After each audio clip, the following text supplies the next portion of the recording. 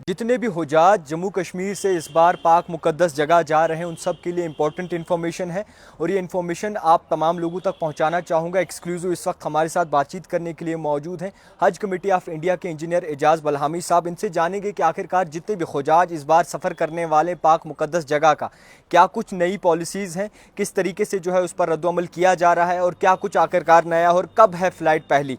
एजाज साहब बहुत शुक्रिया वक्त देने के लिए। इस बार अगर बात करें पिछले साल के मुताबिक इस बार भी कुछ चेंज ज़रूर आई होगी। आपसे सबसे पहले जानना चाहेंगे कि तादाद क्या है और किस तरीके से नई चीज़ें जो है वो सामने आ रही हैं। देखिए, सबसे पहले मैं जितने आज़मीन हज पे जाने वाले लोग हैं मैं सबको बधाई देता हूँ, मुबारकबाद देता हूँ और दुआ करता हूँ अल्लाह ताला आपकी जो सफ़र है वो अच्छा करे, आसान हो और आप अच्छे से फिर से अपने वतन लौट के आएँ। बिल्कुल। इस बार का जो हज है आप सबको पता होगा, पूरे देश में 1,75,000 हमारा कोटा था इस बार।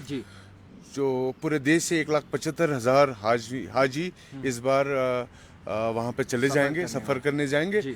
और अगर जम्मू कश्मीर की बात करेंगे, हमारे पास जो डाटा है 7,002 के करीब आज़मीन हज है जो जम्मू कश्मीर से जाएंगे और 9 तारीख को पहली फ़्लाइट होगी यहाँ पे और 320 हाजी पहले दिन यहाँ से सफ़र करेंगे। 320 जी।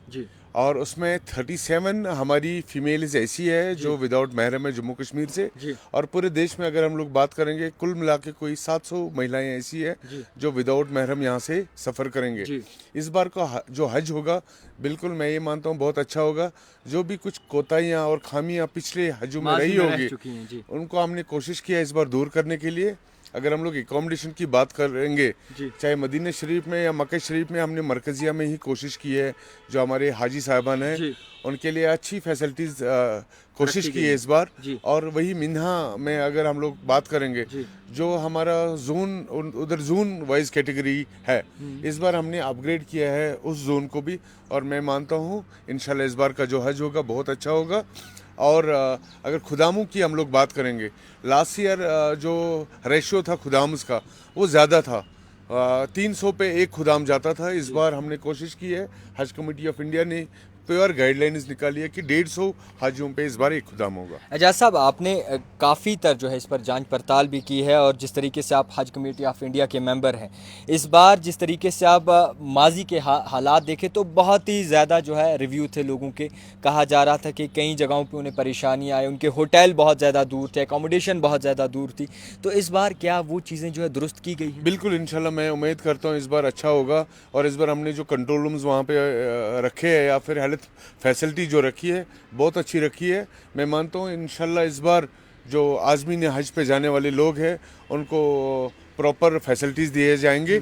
और मैं मानता हूँ क्योंकि तादाद बहुत बड़ी होती है, पूरे वर्ल्ड से वहाँ पे हज करने के लिए आते, थोड़ी सी कष्ट कभी कभार हो सकती है, लेकिन हमें उम्मीद है इंशाल्लाह इस बार इनको कोई मौका नहीं होगा शिकायत करने का। एजाज साहब आपसे भी जानेंगे, जिस तरीके से वो कोटा की बातें होती थी, क्या वो कोटे में अब कुछ ज़्यादा चीज़ें बची हुई हैं? कुछ ऐसे लोग हैं? जम्मू कश्मीर एक स्पेशल स्टेट है, पूरे स्पेशल ड्यूटी है पूरे देश में, जिसमें 2000 ज़्यादा कोटा दिया जाता है। अगर इस बार का हम लोग देखेंगे, जो हमने जितने फॉर्म्स आए थे सबका मतलब कंफर्म हो गया हज पे जाना।